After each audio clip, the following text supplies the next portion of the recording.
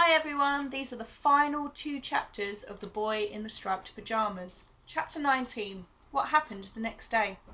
The next day, Friday, was another wet day. When Bruno woke in the morning, he looked out of his window and was disappointed to see the rain pouring down. Had it not been for the fact that it would be the last chance for him and Schmall to spend any time together, not to mention the fact that the adventure would be a very exciting one, especially since it involved dressing up, he would have given up on it for the day and waited until some afternoon the following week, when he didn't have anything special planned. However, the clock was ticking and there was nothing he could do about it, and after all, it was only the morning and a lot could happen between then and the late afternoon, which was when the two boys always met. The rain would surely have stopped by then. He watched out of the window during morning classes with Herr List, but it showed no signs of slowing down then, and even pounded noisily against the window. He watched during lunch from the kitchen, when it was definitely starting to ease off, and there was even the hint of sunshine coming from behind a dark cloud. He watched during history and geography lessons in the afternoon, when it reached its strongest force yet, and threatened to knock the window in. Fortunately, it came to an end around the time that Herr List was leaving, and so Bruno put on a pair of boots and his heavy raincoat, waited until the coast was clear, and left the house. His boots squelched in the mud, and he started to enjoy the walk more than he ever had before. With every step he seemed to face the danger of toppling over and falling down, but he never did, and managed to keep his balance even at a particularly bad part where, when he lifted his left leg, his boots stayed implanted in the mud while his foot slipped right out of it. He looked up at the skies, and although they were still very dark, he thought the day had probably had enough rain, and he would be safe enough this afternoon. Of course, there would be the difficulty of explaining why he was so filthy later on when he returned home, but he could put that down to being a typical boy, which was what Mother claimed he was, and probably not get into that much trouble. Mother had been particularly happy over the previous few days, as each box of their belongings had been sealed and packed into a trunk for a dispatch to Berlin. Schmall was waiting for Bruno when he arrived, and for the first time ever he wasn't sitting cross-legged on the ground and staring at the dust beneath him, but standing, leaning against the fence. "Hello, Bruno," he said when he saw his friend approaching. "Hello, Schmall," said Bruno. "I wasn't sure if we'd ever see each other again, with the rain and everything, I mean," said Schmall. "I thought you might be kept indoors." "It was touch and go for a while," said Bruno, "what with the weather being so bad." Schmall nodded and held out his hands to Bruno, who opened his mouth in delight. He was carrying a pair of striped pyjama bottoms, a striped pyjama top, and a striped cloth cap, exactly like the one he was wearing. It didn't look particularly clean, but it was a disguise, and Bruno knew that good explorers always wore the right clothes. "You still want to help me find Papa?" asked Schmall, and Bruno nodded quickly. Of course, he said, although finding Schmall's Papa was not as important in his mind as the prospect of exploring the world on the other side of the fence. "I wouldn't let you down." Schmall lifted the bottom of the fence off the ground and handed the outfit underneath to Bruno, being particularly careful not to let it touch the muddy ground below. "Thanks," said Bruno, scratching his stubbly head and wondering why he hadn't remembered to bring a bag to hold his own clothes in. The ground was so dirty here that they would be spoiled if he left them on the ground. He didn't have a choice, really. He would either leave them here until later and accept the fact that they would be entirely caked with mud, or he could call the whole thing off, and that, as any explorer of note knows, would have been out of the question. "Well, turn around," said Bruno, pointing at his friend as he stood there awkwardly. "I don't want you watching me." Schmall turned around, and Bruno took off his overcoat and placed it as gently as possible on the ground. Then he took off his shirt and shivered for a moment in the cold air before putting on the pyjama top. As it slipped over his head, he made the mistake of breathing through his nose. It did not smell very nice. "When was this last washed?" he called out, and Schmall turned round. "I don't know if it's ever been washed," said Schmall. "Turn round!" shouted Bruno, and Schmall did as he was told. Bruno looked left and right again, but there was still no one to be seen, so he began the difficult task of taking off his trousers while keeping one leg and one boot on the ground at the same time. It felt very strange taking off his trousers in the open air, and he couldn't imagine what anyone would think if they saw him doing it, but finally, and with a great deal of effort, he managed to complete the task.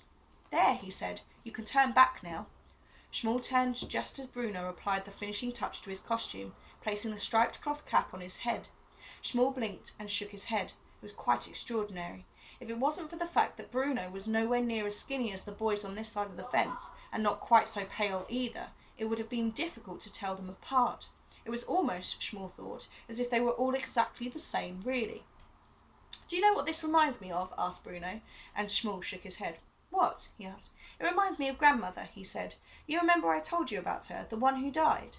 Schmall nodded. He remembered because Bruno had talked about her a lot over the course of the year, and had told him how fond he had been of grandmother, and how he wished he'd taken the time to write more letters to her before she passed away. "It reminds me of the plays she used to put on with Gretel and me," said Bruno, looking away from Schmall as he remembered those days back in Berlin, part of the very few memories now that refused to fade. "It reminds me of how she always had the right costume for me to wear. 'You wear the right outfit and you feel like the person you're pretending to be,' she always told me. I suppose that's what I'm doing, isn't it? Pretending to be a person from the other side of the fence." "A Jew, you mean?" said Schmall. "Yes," said Bruno, shifting on his feet a little uncomfortably. "That's right." Schmall pointed at Bruno's feet and the heavy boots he had taken from the house. "You'll have to leave them behind too," he said. Bruno looked appalled. "But the mud," he said. "You can't expect me to go barefoot." "You'll be recognised otherwise," said Schmall. "You don't have any choice." Bruno sighed, but he knew that his friend was right, and he took off the boots and his socks and left them beside the pile of clothes on the ground. At first it felt horrible putting his bare feet into so much mud. They sank down to his ankles, and every time he lifted a foot it felt worse. But then he started to rather enjoy it. Schmall reached down and lifted the base of the fence, but it only lifted a certain height, and Bruno had no choice but to roll under it, getting his striped pyjamas completely covered in mud as he did so. He laughed when he looked down at himself. He had never been so filthy in all his life, and it felt wonderful. Schmall smiled too, and the two boys stood awkwardly together for a moment, unaccustomed to being on the same side of the fence. Bruno had an urge to give Schmall a hug, but to let him know how much he liked him and how much he'd enjoyed talking to him over the last year. Schmall had an urge to give Bruno a hug too, just to thank him for all his many kindnesses and his gifts of food and the fact that he was going to help him find Papa. Neither of them did hug each other though, and instead they began the walk away from the fence and towards the camp, a walk that Schmall had done almost every day for a year now, when he had escaped the eyes of the soldiers and managed to get to that one part of Outwith that didn't seem to be guarded all the time, a place where he had been lucky enough to meet a friend like Bruno. It didn't take long to get where they were going. Bruno opened his eyes in wonder at the things he saw. In his imagination he had thought that all the huts were full of happy families, some of whom sat outside on rocking chairs in the evening and told stories about how things were so much better when they were children, and they'd had respect for their elders, not like the children nowadays. He thought that all the boys and girls who lived there would be in different groups, playing tennis or football, skipping and drawing out squares for hopscotch on the ground. He had thought that there would be a shop in the centre, maybe a small cafe like the ones he had known in Berlin. He had wondered whether there would be a fruit and vegetable stall. As it turned out, all the things that he thought might be there weren't. There were no grown-ups sitting on rocking chairs on their porches, and the children weren't playing games in groups, and not only was there not a fruit and vegetable stall, but there wasn't a cafe either, like there had been back in Berlin. Instead, there were crowds of people sitting together in groups, staring at the ground, looking horribly sad. They had all one thing in common. They were all terribly skinny, and their eyes were sunken, and they all had shaved heads, which Bruno thought must have meant there had been an outbreak of lice here too. In one corner, Bruno could see 3 soldiers who seemed to be in charge of a group of about 20 of them. They were shouting at them, and some of the men had fallen to their knees, and they remained there with their heads in their hands. In another corner he could see more soldiers standing around and laughing and looking down the barrels of their guns, aiming them in random directions but not firing them. In fact, everywhere he looked, all he could see was 2 different types of people. Either happy, laughing, shouting soldiers in their uniforms, or unhappy, crying people in their striped pyjamas, most of whom seemed to be staring into space as if they were actually asleep. "I don't think I like it here," said Bruno after a while. "Neither do I," said Schmall. "I think I ought to go home," said Bruno. Schmall stopped walking and stared at him. "But Papa," he said, "you said you'd help me find him." Bruno thought about it. He had promised his friend that, and he wasn't the sort to go back on a promise, especially when it was the last time they were going to see each other. "All right," he said, although he felt a lot less confident now than he had before. "But where should we look?" "You said we'd need to find evidence," said Schmall, who was feeling upset, because he thought that if Bruno didn't help him, then who would? Evidence, yes, said Bruno, nodding his head. You're right. Let's start looking. So, Bruno kept his word, and the two boys spent an hour and a half searching the camp looking for evidence. They weren't sure exactly what they were looking for, but Bruno kept stating that a good explorer would know it when he found it. But they didn't find anything at all that might give them a clue to Schmool's puppy's disappearance, and it started to get darker. Bruno looked up at the sky, and it looked like it might rain again. I'm sorry, Schmool, he said eventually. I'm sorry we didn't find any evidence. Schmool nodded his head sadly. He wasn't really surprised. He hadn't really expected to, but it had been nice having his friend over to see where he lived all the same. I think I ought to go home now, said Bruno. Will you walk back to the fence with me? Schmool opened his mouth to answer, but right at that moment there was a loud whistle, and 10 soldiers, more than Bruno had ever seen gathered together in one place before, surrounded an area of the camp, the area in which Bruno and Schmool were standing. What's happening? Whispered Bruno. What's going on? It happens sometimes, said Schmool. They make people go on marches. Marches? Said Bruno, appalled. I can't go on a march. I have to be home in time for dinner. It's roast beef tonight. Shh, said Schmool, putting a finger to his lips. Don't say anything or they get angry. Bruno frowned, but was relieved that all the people in striped pyjamas from this part of the camp were gathering together now, most of them being pushed together by the soldiers so that he and Schmool were hidden in the centre of them and couldn't be seen. He didn't know what everyone looked so frightened about. After all, marching wasn't such a terrible thing, and he wanted to whisper to them that everything was all right, that Father was the commandant, and if this was the kind of thing that he wanted people to do, then it must be all right. The whistles blew again, and this time the group of people, which must have numbered about 100, started to march slowly together, with Bruno and Schmool still held together in the centre. There was some sort of disturbance towards the back, where some people seemed unwilling to march, but Bruno was too small to see what happened, and all he heard was loud noises, like the sound of gunshots, but he couldn't make out what they were. Does the marching go on for long? He whispered, because he was beginning to feel quite hungry. I don't think so, said Schmool. I never see the people after they've gone on a march, but I wouldn't imagine it does. Bruno frowned. He looked up at the sky, and as he did so, there was another loud sound, this time the sound of thunder overhead, and just as quickly the sky seemed to grow even darker, almost black, and rain poured down even more heavily than it had in the morning.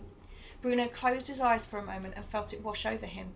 When he opened them again, he wasn't so much marching as being swept along by the group of people, and all he could feel was the mud that was caked all over his body, and his pyjamas clinging to his skin with all the rain, and he longed to be back in his house, watching all this from a distance, and not wrapped up in the centre of it.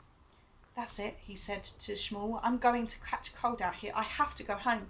But just as he said this, his feet brought him up a set of steps, and as he marched on, he found there was no more rain coming down any more, because they were all piling into a long room that was surprisingly warm and must have been very securely built because no rain was getting in anywhere.